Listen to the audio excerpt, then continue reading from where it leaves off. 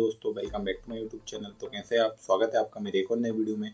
आज के इस वीडियो में हम बात करने वाले हैं कि डिजिटल क्रॉप सर्वेक्षण का जो काम है अभी मध्य प्रदेश और बाकी अन्य राज्यों में जो चल रहा है वो आगे चल के बंद होने वाला है। जी हाँ दोस्तों, वो बंद होने वाला है। किस वजह से बंद होने वाला है वो मैं आपको वीडियो में आगे बताने वाला हूँ। तो दोस्तों, मेरा नाम है सौरभ और मैं भी एक डिजिटल क्रॉप सर्वेयर हूँ। तो इस वजह से मैं इस मुद्दे पर बात कर रहा हूँ कि आखिरकार क्यों ये गलत हो रहा है और किस वजह से बंद होने वाला है। तो दोस्तों, अगर आप लोगों ने अभी तक मेरे चैनल को सब्सक्राइब नहीं किया तो सब्सक्राइब कर लीजिए और बेल आइकन नोटिफिकेशन कॉल पर सेलेक्ट कर लीजिए ताकि आप मेरी आने वाली वीडियो को मिस ना करें।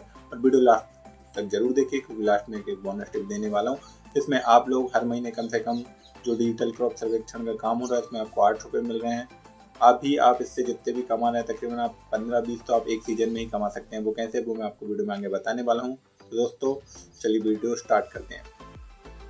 तो वो कह रहा है कि जो डिजिटल क्रॉप सर्वेक्षण का भी काम हो रहा है, अभी बरसात का सीजन चल रहा है तो हम खेत की लोकेशन तक जहाँ तक पहुँच पाते हैं काफ़ी दिक्कत हो रही है। तकरीबन सोयाबीन, बरहाई, जो मक्का लगा हुआ है अंदर जाना बहुत मुश्किल है क्योंकि कुछ भी जीव जंतु जानवर काट ना ले। अभी एक घटना हुई थी, उसके बारे में तो बात करने वाला नहीं, और बहुत से हमारे डिजिटल सर्वेक्षण भाई हैं उनको पता है कि क्या हुआ था। एक जीव जंतु ने काट लिया था और काफ़ी हमारे ग्रुप में भी आते हैं मैसेज कि किसी को किसने काट लिया, किसी को कुछ लग गया। तो दिक्कत परेशानी इसी में आ रही है। तो डिजिटल क्रॉप सर्वेक्षण का जो ऐप है, सारा ऐप, उसमें ये है कि 50 मीटर का एरिया आप जैसे ही एक मिनट पे खड़े होते हैं, जैसे ही 50 मीटर की रेंज आती है उसमें वो चढ़ा देते हैं कि जैसे ही एक खेत में खड़े हुए हैं, जैसे ही 50 मीटर का रेंज आया। और जितने भी लोग डिजिटल क्रॉप सर्वेक्षण का काम कर रहे हैं, ये सच्चाई है, मैं बता रहा हूँ क्योंकि बहुत से मैंने ऐसे बंदे बात की है, वो यही सर्वेक्षण का जो काम कर रहे हैं। आप जैसे किसी खेत में सर्वे करने के लिए जाते हैं तो आप किस तरीके से सर्वे करते हैं? अरे भाई, ये सर्वे तो खेत में जाकर करना पड़ता है ना।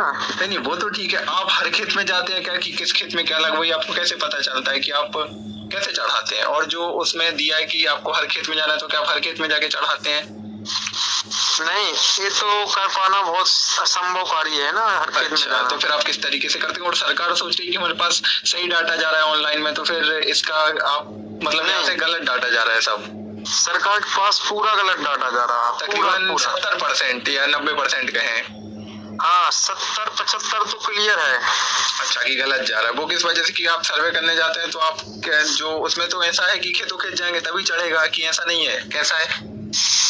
क्योंकि एक खेत पर जो लोकेशन जितनी रहता है ना, हाँ, तो 50 मीटर के रेंज में जितने खेत आते हैं, अच्छा, तो अपन उनको चढ़ा देते हैं। कहीं कहीं ऐसा होता है कि आप जहाँ से 50 मीटर की रेंज आई, एक मिनट पे आप खड़े हैं तो आप वहीं से चढ़ा देते हैं अपने मन से जो कुछ भी है। मन से चढ़ा देते हैं क्योंकि कहीं कहीं रास्ता ना होने की वजह से समस्या आती है ना।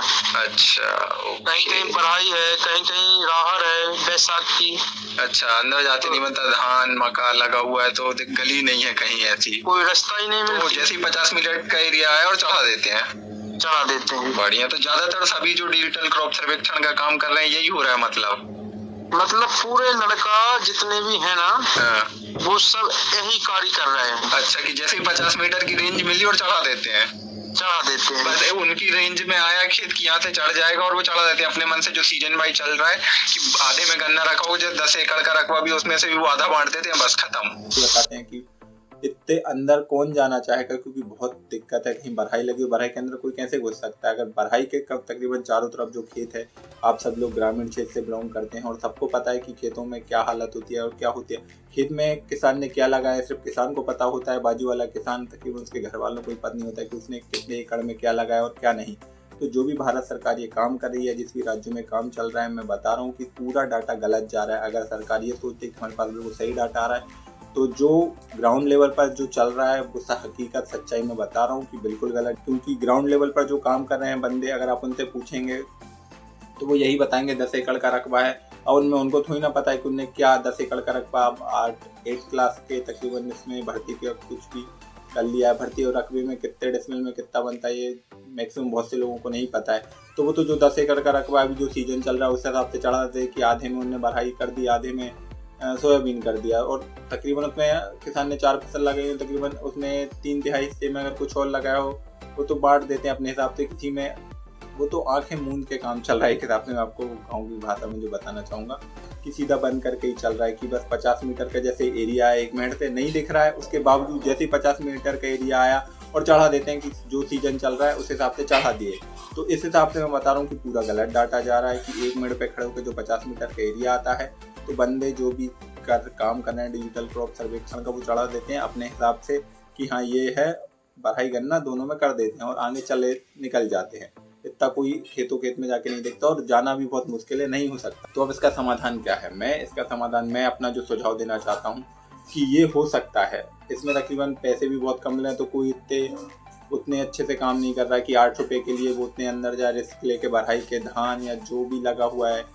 तो अब इसके लिए क्या कर सकते हैं हम?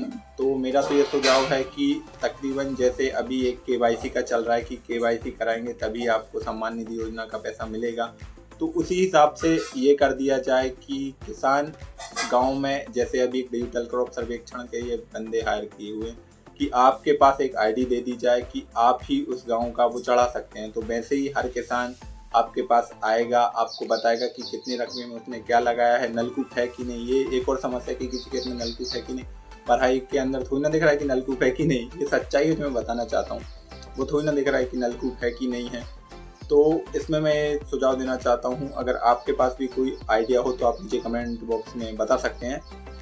मेरा ये सुझाव है कि सभी किसान जो एक ID जैसे हम लोगों को दी हुई है वैसे ही ID रहेंगी, ID वही सेम, पर अब किसान हमारे पास आएगा जो भी सही लगे, या हम किसान के पास जाएंगे घरों घर, या वो हमारे पास आ सकता है। सबसे पहले तो ये नियम कर दिया जाए कि जो भी उन फसलों की नहीं चढ़ पाएगा तो उनको KYC जो सम्मान निधि का पैसे वो किस्त नहीं मिलेगी। 3 बार पैसा डालता है तो आप तीनों बार का आपको चढ़वानी पड़ेगी कि आपने क्या लगवाया है। तो नंबर 1, किसान हमारे पास आएगा, हमको बताएगा कि उसने कितने रकबे में क्या लगाएगा, और ये 100%, मैं कहता हूँ कि 90%, 95% सही जानकारी जाएगी।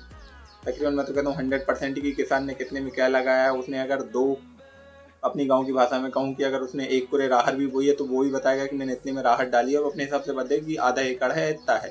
अब ये हकीकत है जो मैं आपको बता रहा हूँ। इस हिसाब से भारत सरकार के पास सही डाटा जाएगा, ये पूरा गलत डाटा जा रहा है। और जो भी प्रावधान उनने दिया हुआ है कि 8 रुपये, सरकार से हम ये भी मांग नहीं करें कि आप हमें पैसा दीजिए, आप किसान से ही आप हमें बोल दीजिए ये प्रावधान की 50 रुपये आप हर किसान से लीजिए और उनका आप चढ़ाइए, क्योंकि आप चढ़ाएंगे तब जाकर उनको सम्मान निधि का पैसा आएगा। तो इस हिसाब से सरकार का भी फायदा और जो काम कर रहे हैं वो भी खुश, और किसान की भी सबसे बड़ी बात है कि सही जानकारी जाएगी।